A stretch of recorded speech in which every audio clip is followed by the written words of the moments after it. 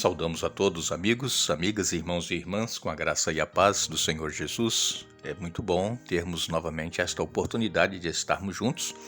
Agradecemos a Deus por Ele nos conceder estes momentos e também agradecemos a todos vocês que estudam conosco diariamente a Palavra de Deus. Queremos agradecer a todos que compartilham os estudos com outras pessoas, grupos, familiares, vocês que têm divulgado este canal para outras pessoas também se inscreverem, fazerem parte deste grande número de pessoas que estudam conosco a Bíblia diariamente, e o nosso objetivo é nos aproximar de Deus cada dia através da sua palavra.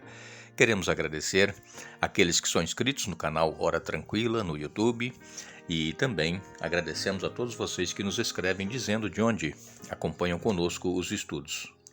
Mandamos aqui um alô especial para o Gilson e Rosângela, são de Oswaldo Cruz, São Paulo. Genésia Ribeiro é de São Francisco das Pedras, em Minas Gerais. Ivonete Santos Silva é de Maringá, no Paraná. Raimundo Ricarte Neto é de Sorocaba, São Paulo. Rosilei Casaril é de Francisco Beltrão, no Paraná. Francisca Duarte é de Teresina, no Piauí. E todos os demais que nos escrevem, agradecemos e iremos sempre mandar um alô para vocês. Iremos orar. Pai nosso que estás nos céus, obrigado por mais este dia que nos concedes, por mais este momento que temos para estudar a Tua Palavra. Pedimos que Teu Espírito Santo seja concedido a cada um de nós, nos dando entendimento, fazendo com que nós possamos aceitar a Tua Palavra e colocá-la em prática em nossa vida. Pedimos, Pai, que abençoes a todos aqueles que estão estudando conosco diariamente a Bíblia, que têm suas lutas, seus problemas, as suas dificuldades. Dê vitórias, Pai, a cada um nas suas lutas, e que possam estar sempre prontos a ouvir a Tua voz e fazer a Tua vontade em suas vidas. Pedimos estas bênçãos agradecidos em nome de Jesus. Amém. Ontem nós falamos aqui a respeito do casamento de Isaac, né? O juramento que Eliezer fez e foi até a terra de Abraão, na Mesopotâmia. Lá ele orou a Deus, pediu e Deus respondeu. E ele encontrou a esposa para Isaac e ela o acompanhou até Canaã, onde estavam ali Abraão e Isaac. E então, quando ela já vinha com Eliezer, o servo, né, chegando já nas casas ali, nas tendas onde eles moravam, Rebeca, ela então levantou os olhos e ela viu Isaac. Ela desceu do camelo no mesmo instante e então perguntou ao servo: quem é aquele homem que vem pelo campo ao nosso encontro? E então ele respondeu: é meu senhor, Rebeca. Rebeca cobriu o rosto com o véu. Depois o servo contou a Isaac tudo o que havia acontecido. Agora, depois que Isaac então se casa com Rebeca, Abraão também ele se casa novamente. A esposa Sara havia falecido e aqui em Gênesis 24, a partir do verso 67 até o capítulo 25 de Gênesis, capítulo 25, de 1 a 8, nós vamos encontrar aqui o casamento de Abraão. Gênesis 24, verso 67 diz: Isaac a levou para a tenda de Sara, sua mãe, e Rebeca se tornou sua mulher. Ele a amava profundamente e nela encontrou consolação depois que sua mãe morreu. Capítulo 25, a partir do verso 1 diz: Abraão se casou outra vez com uma mulher chamada Quetura. Ela deu à luz Zinrã, Joczã, Medã, Midian, Isbaque e Suá. Joczã gerou a Sabá e Dedã. Os descendentes de Dedã foram os Assuritas, os Letuzitas e os Leumitas. Os filhos de Midian foram Efá, Éfer, Enoque, Ábida e Elda. Todos eles foram descendentes de Abraão por meio de Quetura. Abraão deu tudo o que possuía a seu filho Isaque. Antes de morrer, porém, deu presentes aos filhos de suas concubinas e os separou de Isaque, enviando-os para as terras do leste. Abraão viveu 175 anos e morreu em boa velhice. Depois de uma vida longa e feliz, deu o último suspiro e, ao morrer, reuniu-se a seus antepassados. Seus filhos Isaque e Ismael o sepultaram na caverna de Macpela, perto de Mamre, no campo de Efron, filho de Zoar, o Hitita. E esse era o campo que Abraão havia comprado dos hititas e onde havia sepultado Sara, sua mulher. Depois da morte de Abraão, Deus abençoou Isaque e ele se estabeleceu perto de Beer Lahai Roi, no Negueb. Aqui encontramos então a história de Abraão se casando pela segunda vez, Quetura. E ele teve 6 filhos com esta mulher, e se cumprindo o que Deus havia dito, que através dele, de Abraão, ele teria uma grande descendência e que nações surgiriam, né, da linhagem de Abraão. Como nós sabemos, Ismael era filho de Abraão com Agar, aquela serva egípcia. Ismael, ele teve também 12 tribos, 12 filhos, que foram 12 tribos. Vejam como a descendência de Abraão começou a crescer. E agora, Isaque, se casando com Rebeca, eles tiveram Esaú e Jacó. E de Jacó vieram também 12 filhos, que são 12 tribos, as 12 tribos de Israel que nós conhecemos. E essas 12 tribos se estabeleceram ali em Canaã, descendência de Jacó, que passou a se chamar Israel, porque lutou com Deus e venceu. E então vemos que a promessa de Deus ela foi se cumprindo na vida de Abraão. Como Deus disse para Abraão, num estudo que nós já fizemos anteriormente, ele teria uma grande descendência e a sua descendência iria ser dona daquela terra em que ele estava, a terra de Canaã. Até então, Abraão não era dono da terra, ele era um estrangeiro ali, mas ele tinha promessa.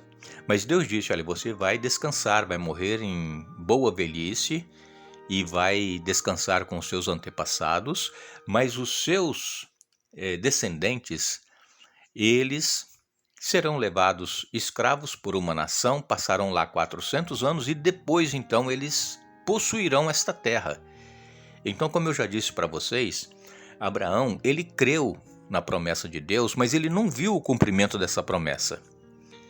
Ele não viu a sua descendência se tornar 12 tribos por parte de Ismael, 12 tribos por parte de Jacó, que era descendente, não é, de Isaque, filho de Isaque.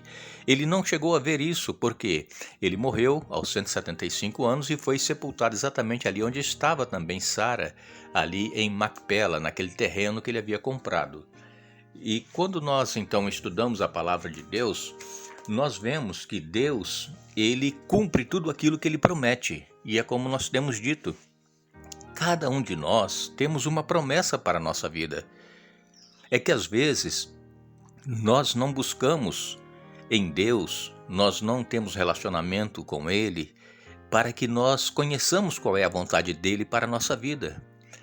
Se Deus ele nos escolheu para que nós nascêssemos, para que nós estivéssemos aqui neste mundo, é porque ele tem um propósito para cada um de nós. E quando nós, então, confiamos em Deus, colocamos a nossa vida nas mãos dele, deixamos Deus trabalhar em nosso favor, Deus ele cumpre as suas promessas. Nós vimos já também aqui no nosso estudo que fizemos a respeito de Abraão, que quando Deus fez a promessa que ele seria pai de uma grande nação e a esposa dele era estéril, ele procurou dar um jeitinho, né? Uma ajuda a Deus para que essa promessa se cumprisse. E foi quando ele teve o caso com Agar. Nós já dissemos aqui, era um costume naquela época, tá? Isso não foi assim por um acaso, era um costume. A senhora, a dona da casa, quando era estéril, ela podia oferecer uma das suas servas para o marido, para que tivesse filho, e aquele filho seria considerado como filho da esposa do marido ali, que era o caso de Sara. E surgiram problemas por causa dessa decisão de Abraão. Mas Deus, assim mesmo, continuou firme na sua promessa, no seu propósito de fazer de Abraão pai de uma grande nação, com um filho que viria através de Sara, e veio que foi o caso de Isaque.